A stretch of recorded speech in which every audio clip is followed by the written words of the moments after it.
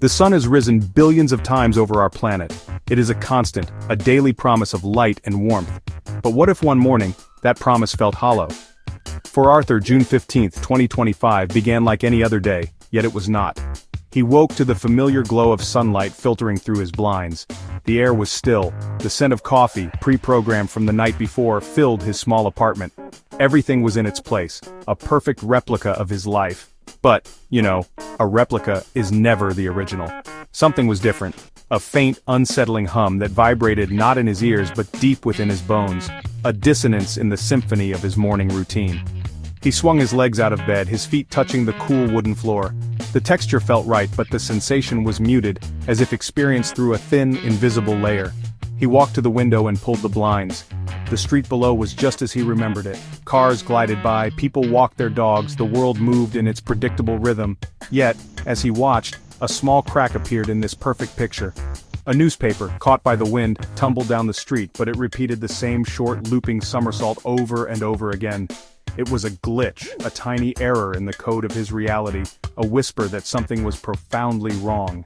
Arthur tried to dismiss the feeling, blaming it on a restless night or the remnants of a strange dream.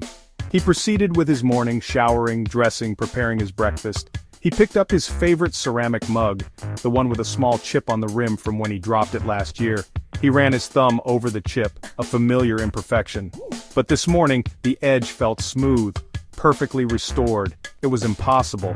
He knew that chip as well as he knew his own reflection. It was a small detail, insignificant to anyone else, but to him, it was an anchor to his past, and now, that anchor had vanished into thin air.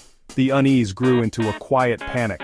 He looked around his apartment, his eyes darting from one object to another, searching for more inconsistencies. The painting on his wall, a seascape he'd had for years, seemed to have shifted. The waves, once depicted as crashing violently, now appeared serene, almost static.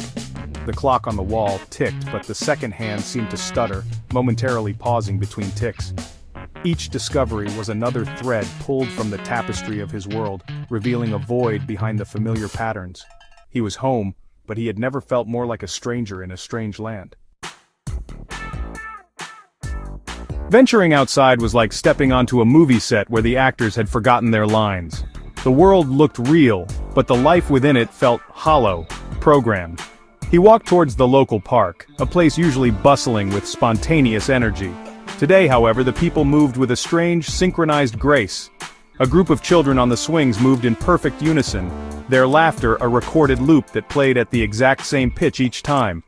A man throwing a stick for his dog repeated the motion with an unnerving mechanical precision. They were all performing their roles in a play, and Arthur was the only one without a script. He sat on a bench, a silent observer in this theater of the absurd. He watched a woman reading a book, her head nodding slightly with each turn of the page. But she never actually turned the page.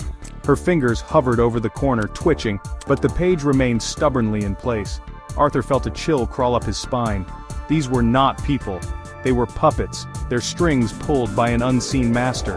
Their actions were simulations of life, devoid of the beautiful, messy chaos of genuine human behavior. He was witnessing a grand, flawless performance designed to convince, but its very perfection was what betrayed it. Driven by a growing dread, Arthur decided to test his theory. He approached a street vendor selling hot dogs, a man he had seen 100 times. "One hot dog, please," Arthur said, his voice trembling slightly. The vendor smiled a wide, vacant smile and went through the motions of preparing the food. But as Arthur reached for his wallet, he noticed the vendor's eyes were not focused on him, but on a point just over his shoulder, as if looking at a teleprompter. The hot dog he received was flawless, a picture-perfect ideal of street food, yet it had no scent, no warmth. It was a prop, just like the vendor himself. The fabric of his world was tearing apart at the seams. He began to see the glitches everywhere. A bird would freeze mid-flight for a split second before continuing on its path. The sound of traffic would momentarily dip to absolute silence before roaring back to life. He realized this world, this place he called home, was a construct. It was an elaborate illusion, a cage built with walls of familiarity. He named it in his mind, Dennison, a name that felt both random and deeply, frighteningly significant. Dennison was not his home, it was his prison, meticulously designed to keep its sole prisoner from realizing the truth of his confinement. Who would build such a prison, and for what purpose? The question echoed in the silent chambers of Arthur's mind. The answer was not a comforting one.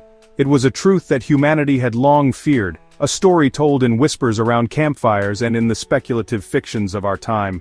We were not alone in the universe, and our first contact was not one of peace but of conquest. A silent, insidious conquest that had already been won. Earth had fallen. The invasion had happened without a single shot fired, without a single city crumbling to dust. It was a takeover of the mind, a harvesting of the soul. He began to piece together the horrifying puzzle. The glitches, the loops, the soulless automatons around him, they were all evidence of a simulated reality. A digital world designed to keep the human consciousness occupied, docile, and unaware. We were not living our lives, we were dreaming them, trapped in a collective hallucination called Denizen. This intricate world was a distraction, a beautiful lie to mask an ugly truth.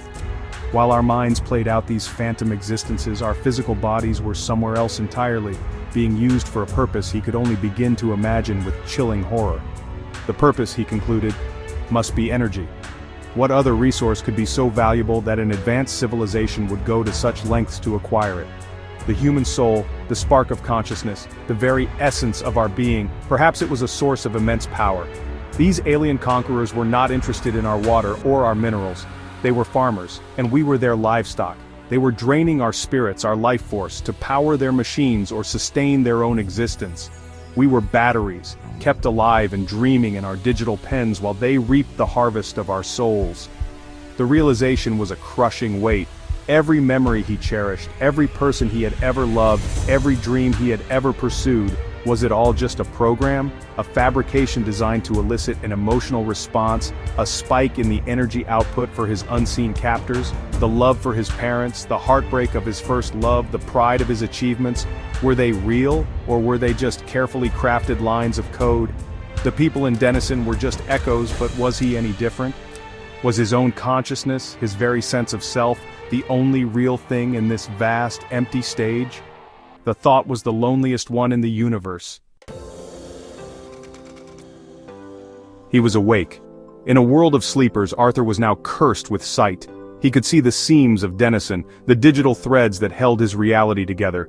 He could no longer unsee the vacant stares of the people around him, or ignore the subtle hum of the simulation.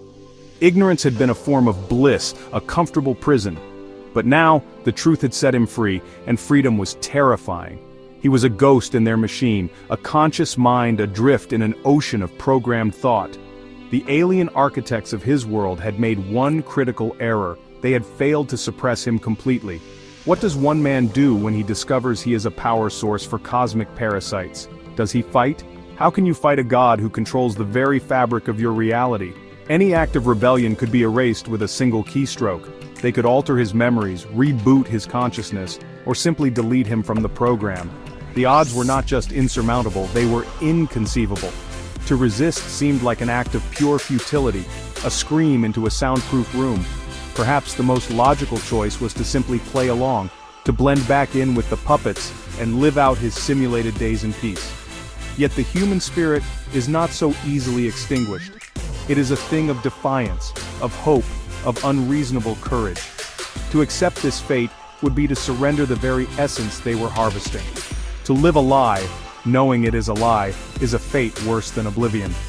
He thought of all the other souls, billions of them, trapped in their own versions of Denizen, unknowingly powering their own enslavement. Was he truly the only one who had woken up?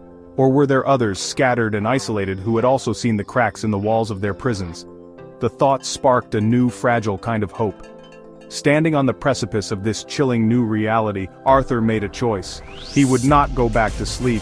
He would not surrender his consciousness. He would fight. He did not know how. He did not know if it was even possible, but he would start by searching for the truth, by testing the limits of this cage.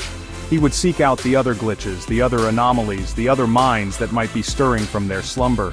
His first step was not to tear down the walls of Denizen, but to find a crack and whisper through it, to see if anyone else was listening. His war had begun.